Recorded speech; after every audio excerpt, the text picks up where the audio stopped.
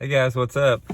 Sitting here in the parking lot, getting ready to start up for the second day of the tournament here at the Toyota Series at Grand Lake. And hey, I was just watching the video this morning. I think with Jimmy Houston was giving an update on his wife Chris, and I think most people in the fishing industry know that Chris suffered an aneurysm it's about 2 or 3 days ago. And I know everybody in the fishing community is sending him good vibes and energy and lots of love right now. Everybody's really thinking about him a lot. And I saw Jimmy's video this morning and it made me think back, and I wanted to share with you guys a story about the very first time I met Jimmy and Chris Houston. I think you guys might find it funny. It's been thinking a lot about them lately with the illness going on with Chris. But first, I like everybody else, that back when I was young, I first met him when I was 24, 20, yeah, I was 23 or 24. And I had followed Jimmy Houston, forever, like everybody has, watching him on TV and following him in the tournaments and everything.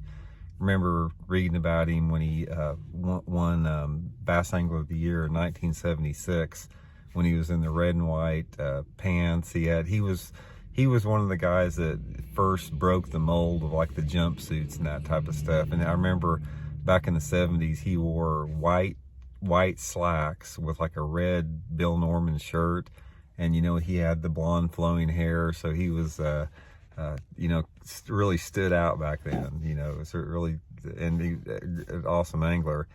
And so the first time I met Jimmy and Chris was 1986 at the Bassmasters Classic. I qualified for that. That was my first year on the circuit, and Jimmy had won Angler of the Year also that year, 1986. And back then at the Bassmasters Classic, they had everybody, all the contenders stayed in the same hotel.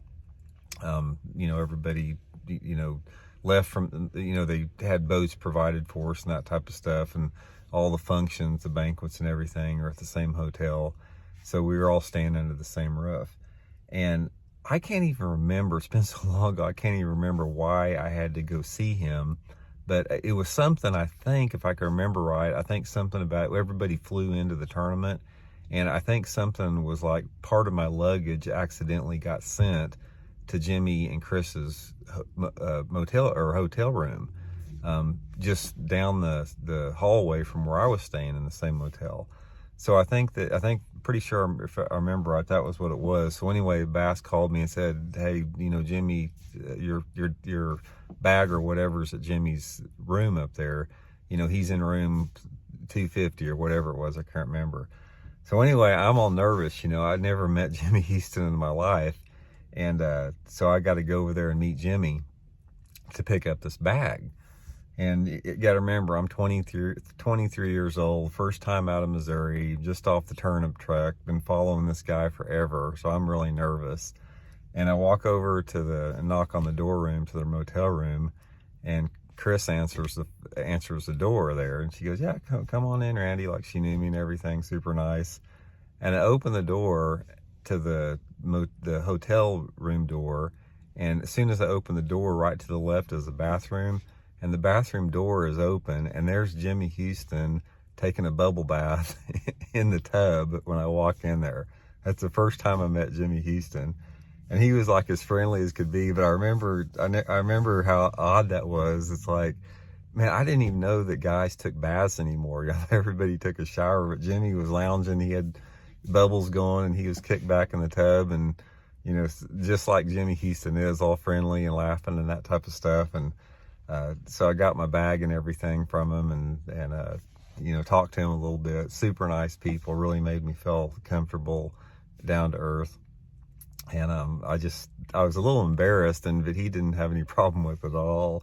And you couldn't see anything because the bubbles were covering everything up. But ever since then, Jimmy, I've been around Jimmy and Chris for 30 plus years, fishing the tournaments. All together, they're a fixture. Chris always travels with Jimmy to all the tournaments.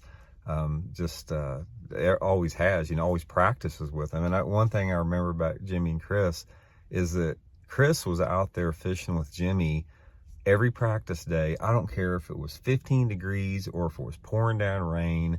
They'd be out there practicing together all day long. And Jimmy Houston practices hard. I'm telling you guys right now. Even though he's, you know, in his 70s, when he was fishing FLW, I mean, he would be like one of the last dudes off the lake at night. Him and Chris practice as hard as anybody out there, and I really admired that, considering how busy they are with all the other business stuff they got. But anyway, just wanted to share that with everybody this morning. Like I said, everybody's thinking about Chris, and you know, sending the Houstons lots of love right now. So just wanted to share that with y'all, and hope you guys have a good day today. See you.